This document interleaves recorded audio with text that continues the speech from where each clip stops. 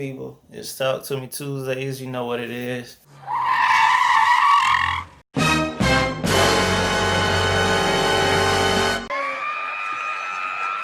Oh my God! Wow! I know I got the Rona head. I'm gonna get it fixed. Let me live. So this week, instead of just talking, updating y'all what's going on, any of that, I decided to go to my social media. Got a bunch of friends, thousands of friends all across different social media platforms. And if you're not following me, add me. I stay 100 on Facebook. I stay 100 on Instagram. All social media. I stay 100. You can find me.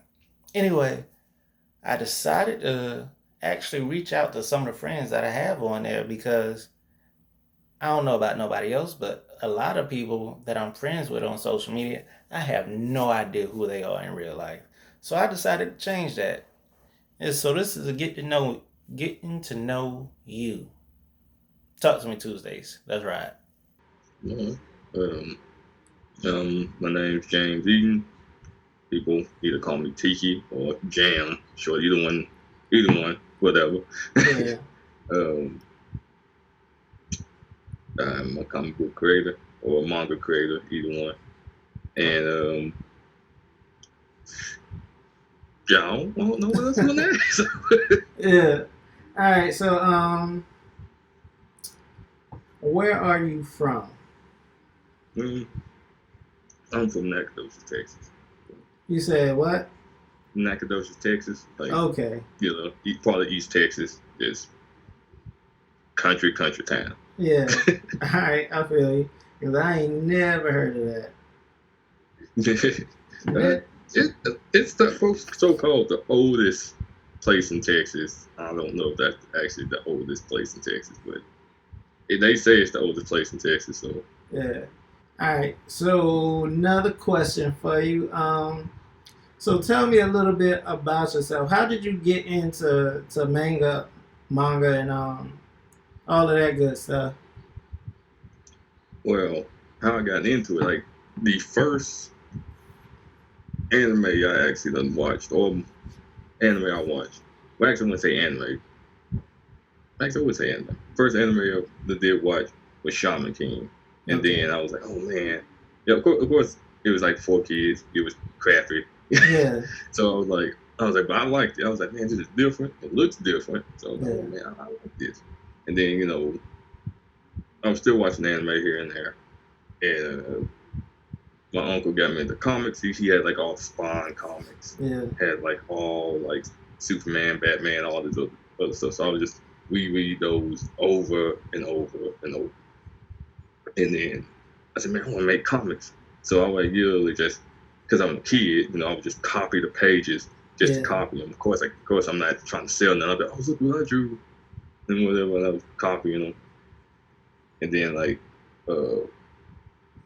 things like close to about middle school, whatever.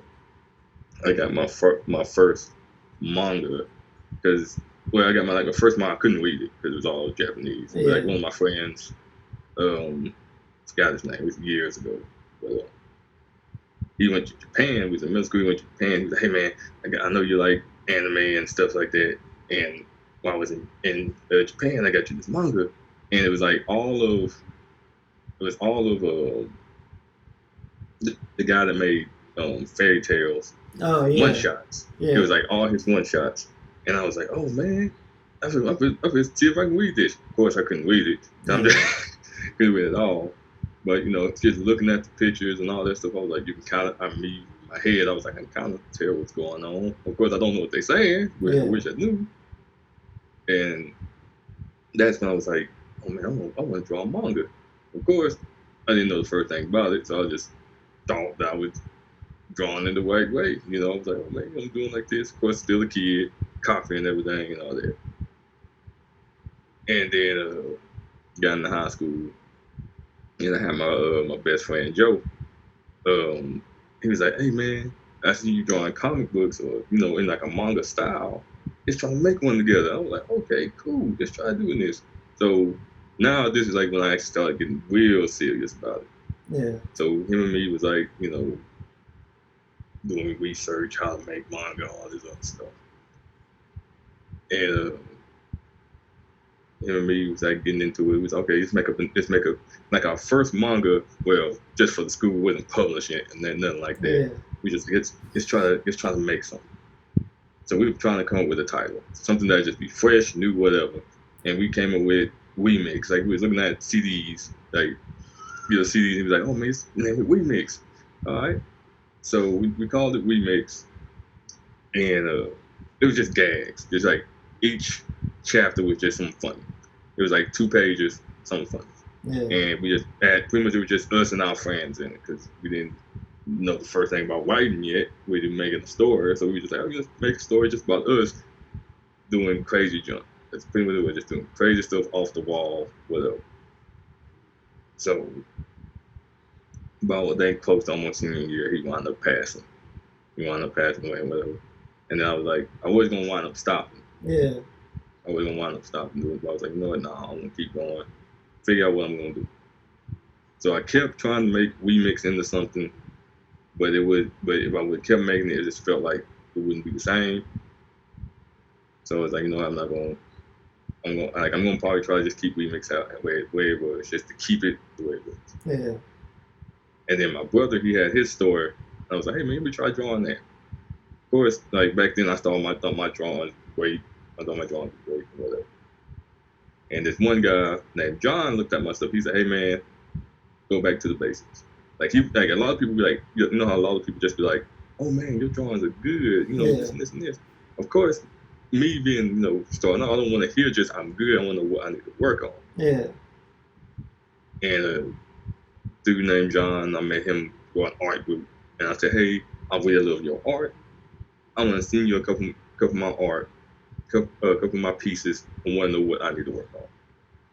He pointed out everything. He said, you could be a good character designer, but if you want to try to actually make something, you need to go back to the basics. He said, I'm not going to tell you. He said, pretty much go back to shapes. He said, once you go there, everything else will just fall into place. He said, I can't really tell you what to do. I can't teach you how to draw. You pretty much have to do everything yourself. He said, I can just tell you this. Because he's also an art teacher, and I think he was trying to make his own manga around the same time. Yeah. But he got so busy, so he said, "Hey, the stories I can't really tell you what to do, just show you right off the bat, because just showing you is not really teaching you. Yeah. You have to just do it yourself and practice yourself." It was just, and then when I was right now, I was like, you know what? I was getting the hang of it slowly. While I'm drawing, I would go to the basics every so often. Now I do that. I still do that to this day. And then I thought about actually trying to make my own store, and that's best way I can pretty much really sum up everything. That's how I actually started wanting to be, actually trying to make it into a career. Of course I still have my actual job, but I'm still doing this, trying to push this to a career. Right. So, have you published anything yet, or are you still working on it? I'm about to publish it now. It should the magazine I'm the publisher I'm trying to go to, I have to have at least 3 chapters done, which I got them drawn out. I just have to ink them up, tone them, all that, and send it to them, and they would do make sure I do the edits and all that stuff, and it should be out hopefully next month. Hopefully. So. Yeah. That's what's up. So you not outsourcing for inking, for coloring, none of that. You doing everything. Yeah. I'm probably may outsource for coloring when I can probably keep up with deadlines. Yeah. But yeah, right now I'm mainly doing everything by myself. So doing everything, inking, drawing, inking, writing, all that stuff for myself. So that's a lot, bro. Yeah. That's a lot. So what you doing for money now? I work part time right now, so it's enough to pay bills. Yeah, so, I feel you. And then I do commissions here and there. So yeah. So in your ideal situation, what would you want to see? with your stories? Where do you want to see it go? I don't want to say when I first started making my story, my whole idea was like, I want to be like One Piece. Yeah. Then realization came in the back of my head. I was like, I'm never gonna be like One Piece. So my whole big thing is just like now where I want to go. I want to see if it does get big, or whatever. I just want people to enjoy it. I don't like if they don't enjoy it, it's fine. But I want people just to love a story that just to love the characters, love the story. If they do, if they don't, it's just like if y'all enjoy it, I'll be happy. If y'all don't, let me know what I need to work on if I do make another story. If I want to make another story, But biggest thing is I just want to see people enjoy something. That's pretty much my biggest thing. At first it was like, oh, money. Oh, then I want to be famous. I was like, no, I just want to see people enjoy something. That's pretty much my big thing now. Yeah, that's what's up. So, I know a few years ago, or earlier this year, there was a lot of talk about, I guess, black representation in anime and manga, and I was just like, do you think, I guess, because I run into a lot of black people that love anime, so we deep out here.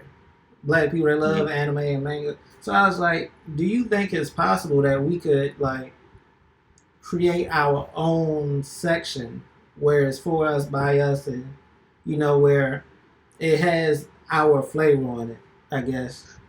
Yeah. I'm not gonna lie. I've read a lot of manga creators, who are black manga artists.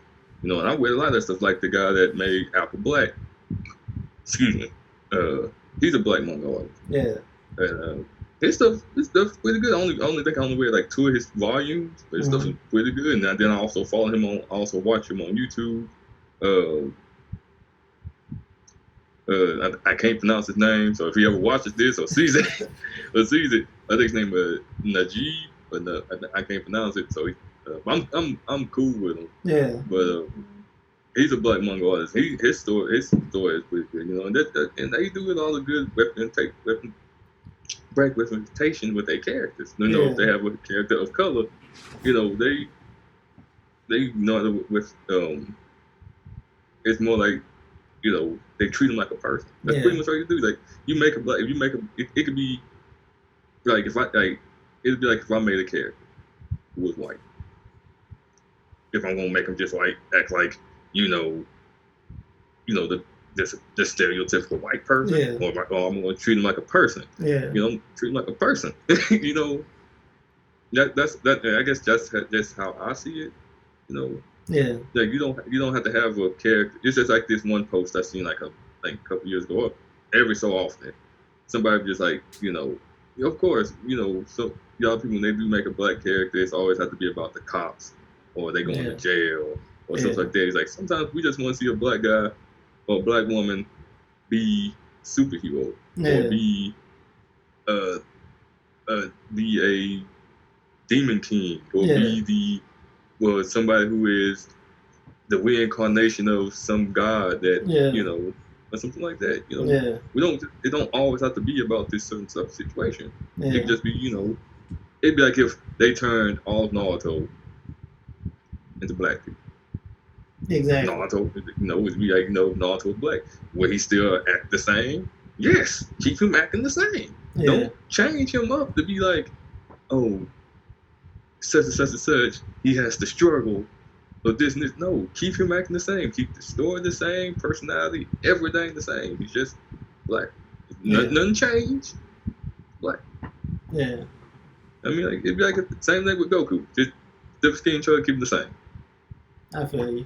Because I ain't gonna lie, I say the first black anime or manga I came across was Cannon Busters. Yeah, Cannon Busters.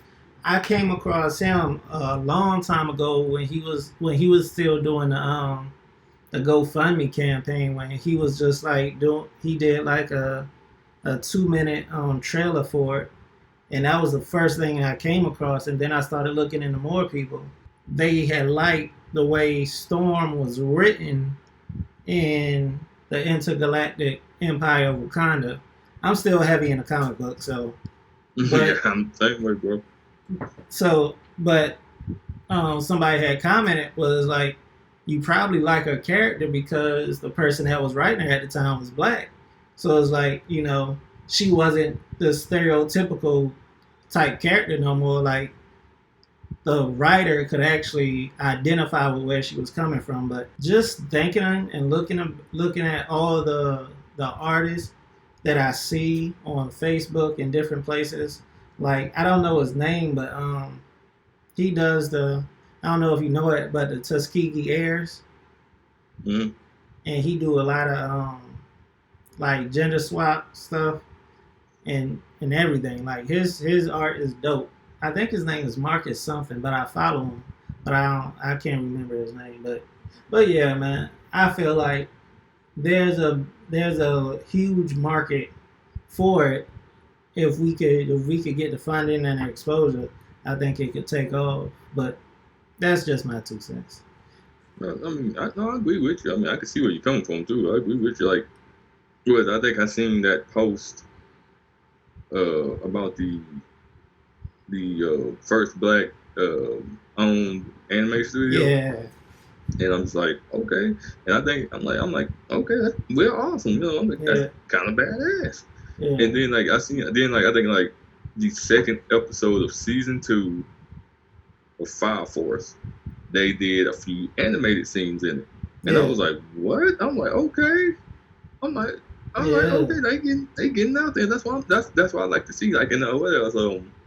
This Saturday AM. Saturday AM is a black owned, and they also they just don't, it's black owned, but they just don't hire or publish just black creators. Yeah. They publish anybody who got potential for a story. Yeah. Just like the publisher I'm trying to go for, Post Manga, he's black owned, but they publish different creators also. Yeah. And that's why I like to see, just because they're black owned, they still getting themselves out there. Yeah. And things like that. Yeah. And it's real cool to see that. Yeah. Like, I miss Saturday morning cartoons, bro. So I'm like, if I could get a studio together, Saturday morning faithfully, every week, we dropping new episodes of the hottest stuff that we can find, like, faithfully. I'm not gonna lie. Like, I remember when I was a kid, I got up real early just to catch the first cartoon that was in the morning. It doesn't matter if it was the one I didn't like. Yeah. I would make sure I had me like a bowl of cereal, sit down in front of the TV, watch whatever I wanted to watch, man. Yeah. But they don't do that no more. They don't do Saturday morning no more. I mean, like, now if you want to find any decent cartoon nowadays, you have to if it's on Cartoon Network, you have to be at Pacific time. If it's on Nickelodeon, I don't even know if Nickelodeon do cartoons anymore besides SpongeBob. Like, if it's anything nowadays, it's Netflix. Yeah. Verb. You used to have the Funimation app to watch any decent good anime nowadays, or you have to wait on Saturday nights to watch Toonami now since they brought it back. But it's, Adult Swim Toonami. So. Yeah. Yeah, man. We lacking out there, but people like you, we bringing the stuff back. We bringing back the dopeness and the hot stuff and the good stuff for people to enjoy, man. So. Hey, I'm hoping. I'm hoping. Yeah, I'm looking forward to seeing your stuff next month, man. And I support. I throw it up on my page. I tell people about it, whatever.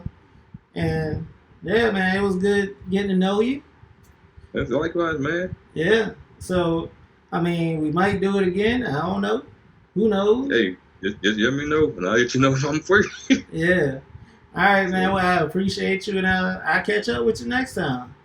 All right, bro. All right.